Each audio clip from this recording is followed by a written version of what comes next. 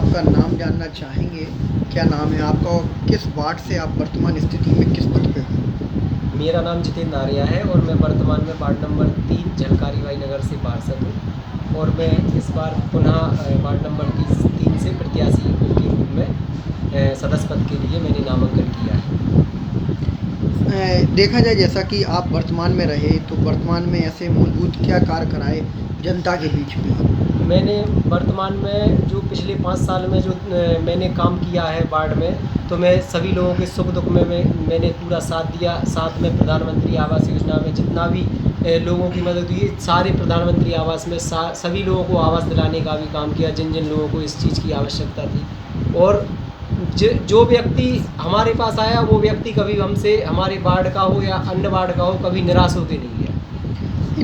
इन 5 सालों में क्योंकि कोरोना काल भी आया और पूरा रहा, ऐसा मूलभूत कार्य आपने जो कराया कोरोना काल में हमने व्यक्तिगत लोगों के लिए राशन की भी व्यवस्था की अपने वार्ड में और राशन बांटने का भी कार्य किया और कोरोना में सभी लोगों की मदद करने का भी कार्य किया और साथ में जो कोरोना पॉजिटिव हुआ कोई भी पेशेंट तो उसको क्वारंटीन कराने का कार्य और उसको दिशा निर्देश देने का कार्य, मतलब हर वर्ग में, हर चीज़ में, क्षेत्र में ये लगा कि लोगों को कि हमने कुछ किया है। जहाँ पे सड़कें खराब हैं, कभी थोड़ी थोड़ी शिकायतें हैं लोगों की, अब अगले 5 वर्षों में और नगर पालिका ने आपका किस प्रकार से सहयोग?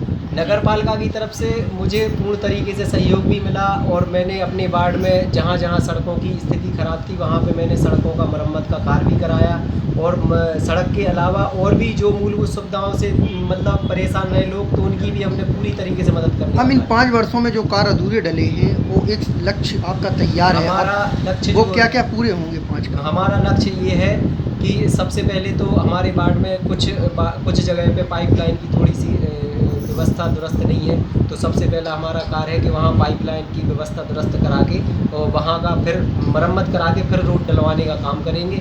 इसके साथ में आगे भी जो प्रधानमंत्री आवास योजना में जिन जिन लोगों को आवास रह गए हैं, 4 से 8 लोग जो हमारे वार्ड में रह गए हैं, उन लोगों का भी नाम 960 की जो लिस्ट आने वाली है नगर बरुआ सागर की, उसमें उन लोगों का नाम है और उन लोगों का भी प्रधानमंत्री। वर्तमान स्थितियों में देखा जाए तो आप निर्दलीय के रूप में चुनाव लड़े थे। अब इस स्थिति में देखा जाए किसी पार्टी विशेष को लेकर चुनाव लड़ोगे कि निर्दलीय के ही रूप में चुनाव लड़ोगे? मैं निर्दलीय के रूप में ही इलेक्शन लड़ूंगा क्योंकि पार्टी विशेष के तौर पर एक अलग पहचान हो जाती है और व्यक्तिगत पहचान एक पार्टी से मतलब नहीं है कि आप पार्टी से ही चुनाव लड़ें या निर्दलीय लड़ें।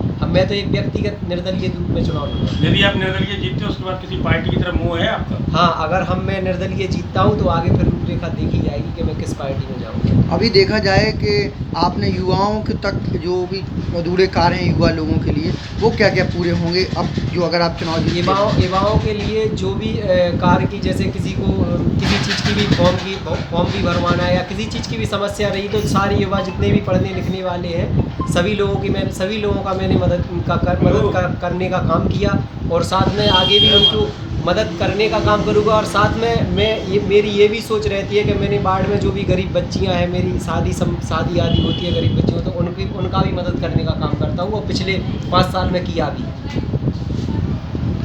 जनता का आशीर्वाद मेरे साथ पूर्ण तरीके से है और जनता का आशीर्वाद इस बार भी मेरे साथ है और उन्होंने कहा है कि जो भी आपके अधूरे कार्य डले हैं मैंने उनको आश्वासन दिया है कि इस पंचवर्षीय में सारे कार्य पूर्ण किए जाएंगे। मीडिया आज खुद आपके पास आई है, आप न्यूज़ भेजोगे, लाखों लोग देखेंगे क्योंकि भेजोगे आप, तो उन तक क्या संदेश है चुनाव को लेकर? उन तक ये मेरा उनके लिए उनका मैं बहुत बहुत आभारी हूँ और मैं उनको धन्यवाद देना चाहता हूँ कि मीडिया भाई, पत्रकार बंधु मेरे पास तक आए और मुझसे वार्ता की। एक क्षेत्र देखा जाए, एक गांव, एक ग्रामीण क्षेत्र के हिसाब से भी हर चीज़ लगता है, पंचायत क्षेत्र भी लगता है, तो इस क्षेत्रों में क्या है, वोट के लिए कैसे जागरूक करोगे आप अपने माध्यम से? वोट के लिए पहली बात तो यह है कि आज के समय में सभी जितना भी वोटर है सब शिक्षित हो गया है, 90% है। अब जो बूढ़े बुजुर्ग हैं तो उनको थोड़ा सा समझाना, जागरूक करना पड़ता है, समझाना पड़ता है कि चुनाव चिन्ह ये है और आपको इस तरीके से वोट देना। अभी वार्ड में आप जा रहे हो तो वार्ड ने कुछ ऐसी समस्या रखी कि पार्षद जी रह गया और अधूरा जी करवा लो?